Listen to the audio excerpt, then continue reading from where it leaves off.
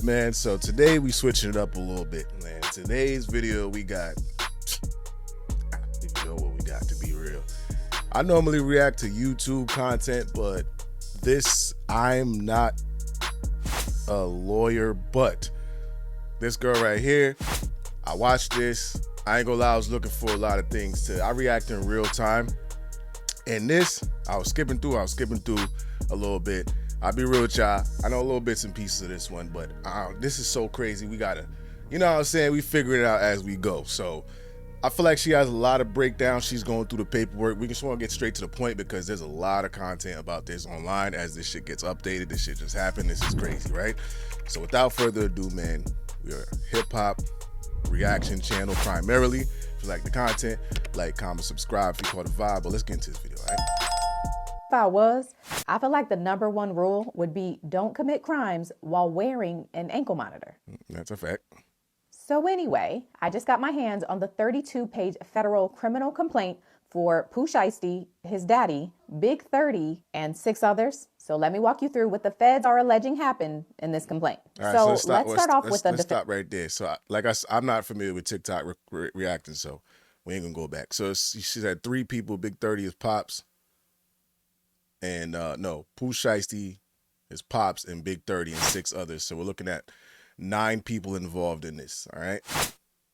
There's Lontrell Williams Jr., a.k.a. Pooh Shiesty, Lontrell Williams Sr., his daddy, Rodney White Jr., a.k.a. Big 30, DeMarcus Glover, Darian McDaniel, Terrence Rogers, Corday Johnson, Kadarius Waters, and Demarion Gibson. And they're all charged with kidnapping, conspiracy to commit kidnapping, and robbery stemming from an incident that happened on January 10th, 2026 in Dallas, Texas. So according to the complaint, on January 10th, 2026, 3 victims who are referred to... All right, I'm going to keep pausing this. Don't mind me. Just for context, this happened January 10th, right?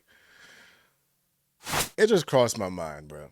Because a lot of this video is going to be a telltale sign for... like, if you still in the streets trying to be a street nigga, or if you never was really a street nigga, right, trying to emulate what you see these rappers do and shit like that, this is probably a sign that you probably don't want to follow what they're doing. Because my man's had all the opportunity to change his whole family's trajectory. But I just want to see, when did Pooh Shiesty come home? If this happened on January 10th, I want to see, when did Pooh Shiesty come home? How long did it take for him to do this shit? All right. Yo, you can't make this. You can't make none of this story up, bro. This is where I'm going with this, right? Pooh Shiesty was released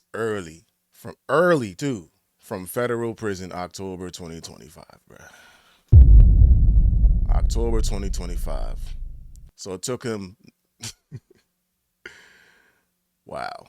He was placed in a halfway house in Dallas with the final supervised release date scheduled for April. Let me zoom this in. Any of y'all on the phone.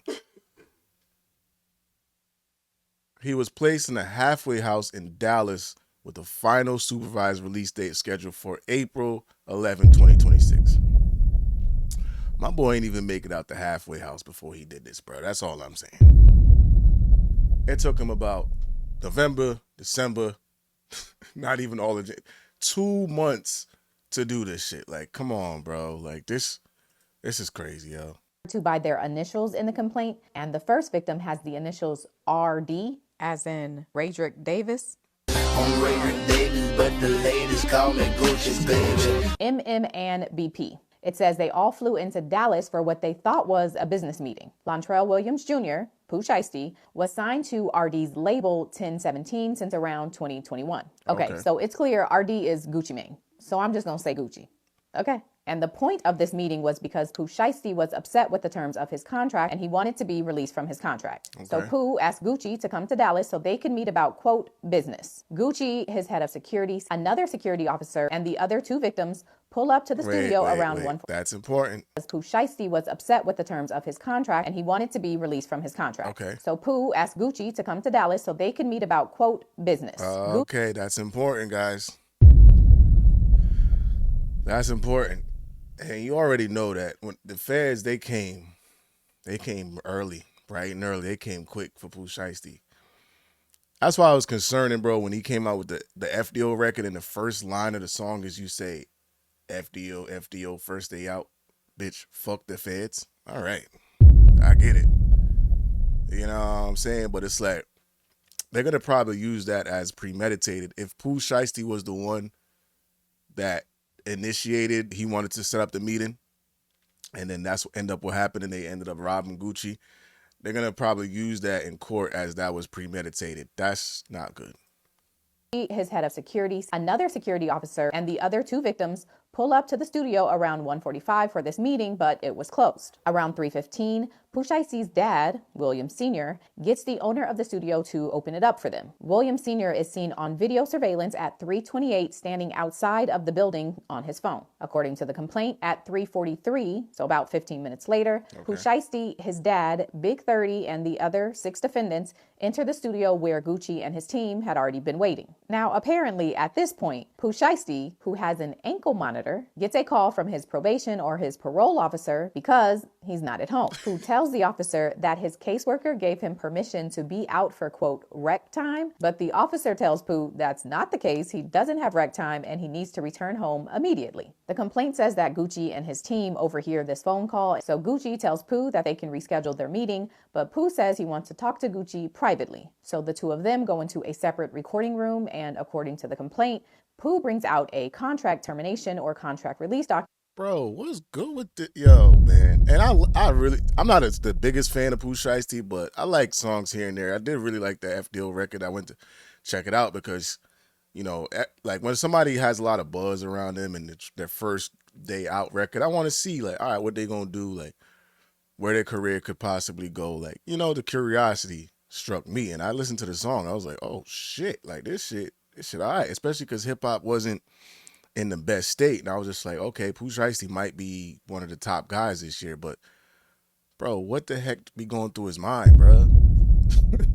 To get a call from your parole officer, he's like, hey, you're not home, and because your ankle monitor is obviously stating you're not home. All right, he's like, all right, you need to go back.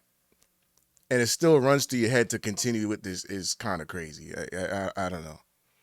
And tells Gucci to sign it. Gucci says he doesn't want to sign the document, and so the complaint says the two of them begin arguing. Pooh then tells Rodney White Jr., who again is Big 30, to get his bag, and when Big 30 returns with the bag, Pooh allegedly pulls out a black AK-style pistol, points it at Gucci, and then demands he signs the contract release. Gucci then signs, and while he's doing that, William Sr. and Big 30 guard the door of the recording room so that Gucci can't leave. According to the document, crazy. after Gucci signs the document, Pooh allegedly takes Gucci's wedding ring, his watch, earrings, and his cash from him. Gucci apparently forgot to date his signature, and so after reviewing the document, Pooh gives him the document back so he can add the date, and then they're all good. Now, when they are exiting that recording room, the other defendants who were still in the main studio area pulled out their weapons and allegedly demanded the other victims to give them their stuff. The document says victim PB was pushed onto a couch in the control room while an individual named as CMO Damn Fool searched his pockets and stole his wallet. BP's 1017 chain and a necklace were also stolen. Oh yeah, it's CMO Damn Fool, all right.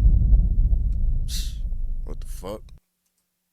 By someone he knew as Glizzy 375. The document says BP was also able to identify someone he knew as Baby Slime 375 and another individual he knew as KD. Now, during this incident, the complaint alleges that MM, the other victim, was choked from behind to the point of nearly losing consciousness, resulting in him having scratches on his neck and wrist. MM's Rolex watch, a Louis Vuitton bag containing multiple other high-dollar watches, his Apple AirPod headphones, and his wallet were all stolen. Yeah, bro.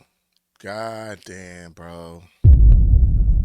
I'm sorry. I hate to see it, but this is going to be racketeering, fam.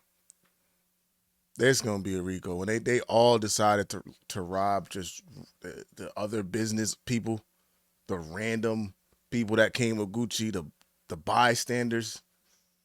Yeah, bro, this is going to be a RICO, bro. Like, this is bad. This is bad, bro. But he happened to have an Apple AirTag located in the Louis Vuitton bag, and so he provided that to law enforcement, which were able to track the last known location. And then, according to the complaint, Pooh Shiesty pointed the barrel of the firearm to the back of BP's head and orders him and Gucci to leave the studio. According to law enforcement, video surveillance shows the defendants leaving the building at approximately 4:58 p.m. So that's the outline of what the feds say happened at the studio. So now let's get into some of the evidence law enforcement says they have to show that these defendants committed this crime. And it starts with some surveillance videos recovered from another building in the area. That video shows a white Buick Enclave, a black Dodge Charger Hellcat, and a black Dodge Ram, all pulling off shortly after the incident. Okay. And according to police records, Rodney Wright Jr.'s father owns a 2020 Dodge Charger Hellcat bearing a Tennessee license plate. And the Buick that was with the cars was actually a rental car. And after getting a subpoena for records from Hertz, law enforcement learns that Lontrell Williams Sr. rented the car on December 29, 2025 with a return date of January 11, 2000. I saw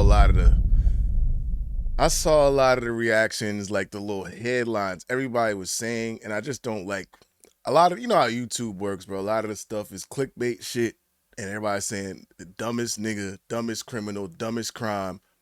Bro, you use a rental car and return the car the day after the crime? Come on, bro. And then one of the cars you registered to your dad. Bro, you pulled up to a fucking studio. I'm sure, like, this has to be like a $1 million studio, bro. You know there's surveillance camera all around this motherfucker, man. Like, this is bad. I don't know, bro. Certain times it's like, you hate to see all this shit happen around the board, but I ain't gonna lie, man. Pooh Shiesty, you kind of deserve this one. You kind of deserve this one, bro. This was just stupid, bro. This wasn't well thought out, wasn't executed. Like, in a world of business, in the music business, you sign a contract, you had the leverage. You was hot. You got one of the songs of the year, bro. Go in there trying to negotiate some terms. Don't be hot-headed, or you can't even leave your home for a long period of time. Try to have Gucci. Oh yeah, well shit. Knowing how y'all move, Gucci probably did not want to pull up to your crib.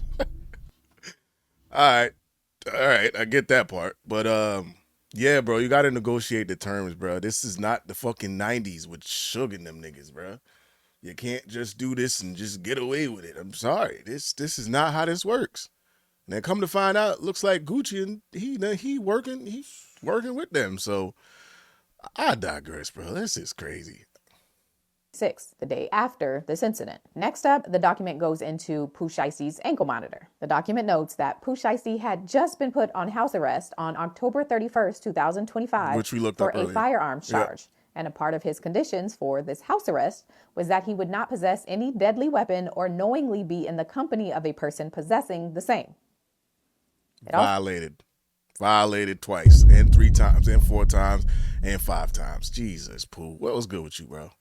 That he was required to wear an electronic monitoring device, and that same monitoring device confirmed that he was at or near the location of this incident around the time of this incident. Next up, the document talks about a trip Lontrell Williams Sr. took to Staples around 1:15 on the day of the incident. Now remember, Gucci and his team didn't get inside the studio until around 3:15, and according to this complaint, at approximately 1:50 p.m., Williams Sr. was seen on video entering a Staples. His rented Buick Enclave can be seen on surveillance video parking near the front of the store, and then when Williams comes into the store, he goes directly to the copy printer machine. And so investigators are alleging that due to the timing of this Staples trip, they believe Williams Sr. was there to print off the contractual release that he later presented to Gucci at the studio. God, yeah. All right. Next up are cell phone records. And according to investigators, they say that these records show some of the defendants driving from Memphis on January 8th and arriving in Dallas in the early morning hours of January 9th. And if...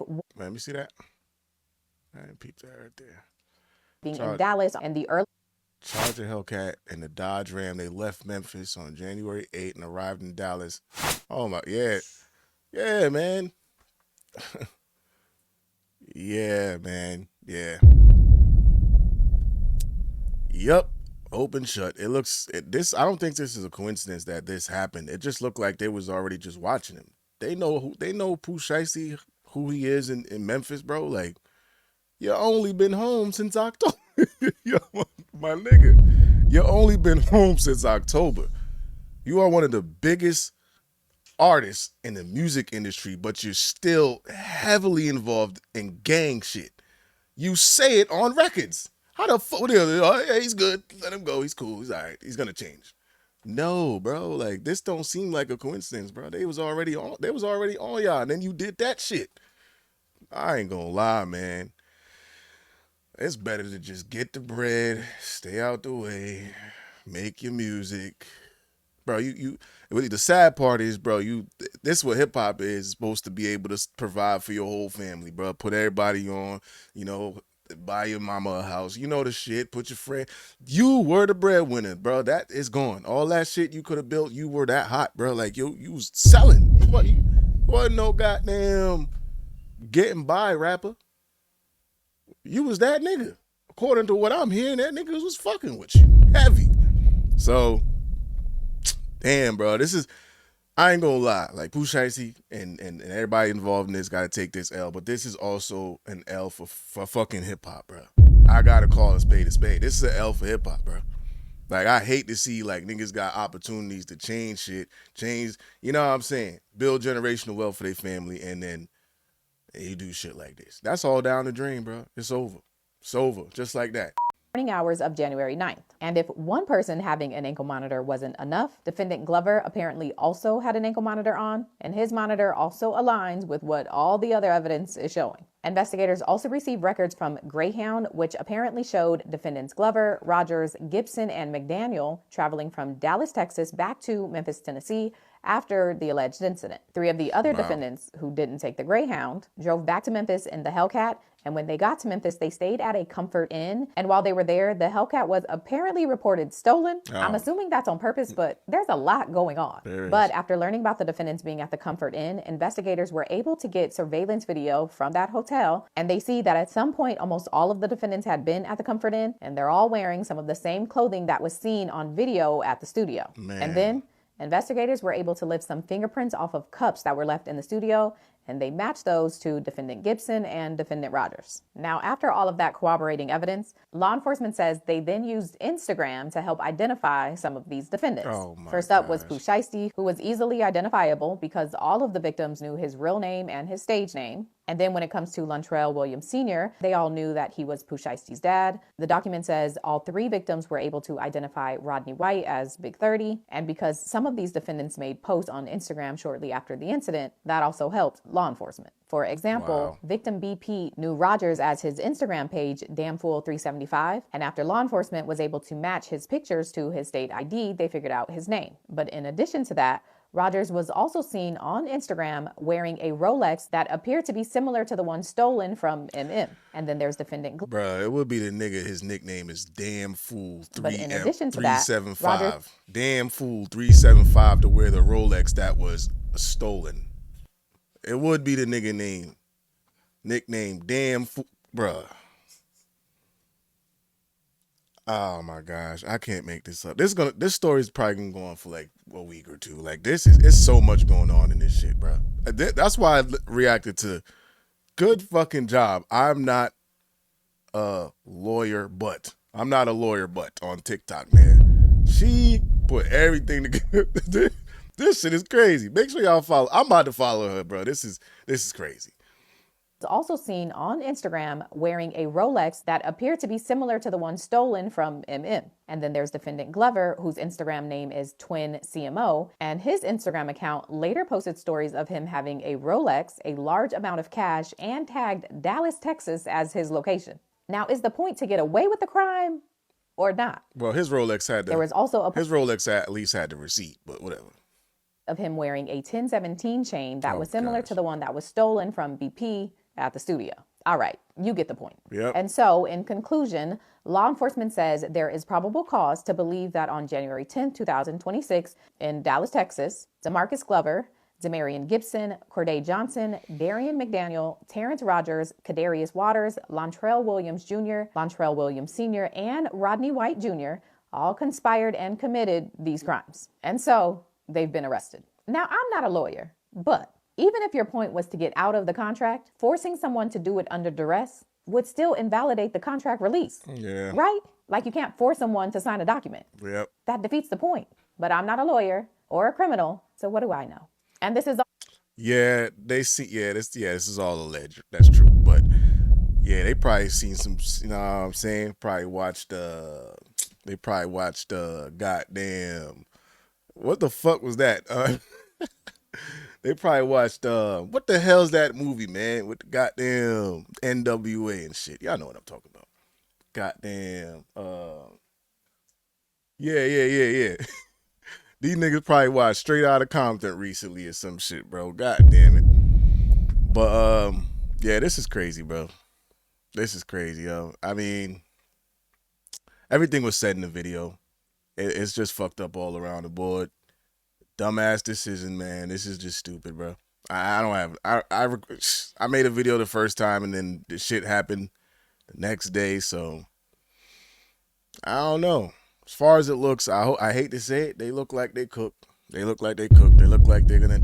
The feds came. The feds don't play. I don't know. They might hit him with racketeering charges, bro. It's over though. It's over. I don't see any way they coming out of this shit. You know what I mean? Unless Gucci goes to court, everybody goes to court and said that that's false and it never happened. But until then, this looks bad, bro. But anyway, y'all let me know what y'all think, man. If I missed anything, if some new shit came out, shit, let me know in the comment section, man. Like, comment, subscribe if you caught a vibe. To the next time, we out here.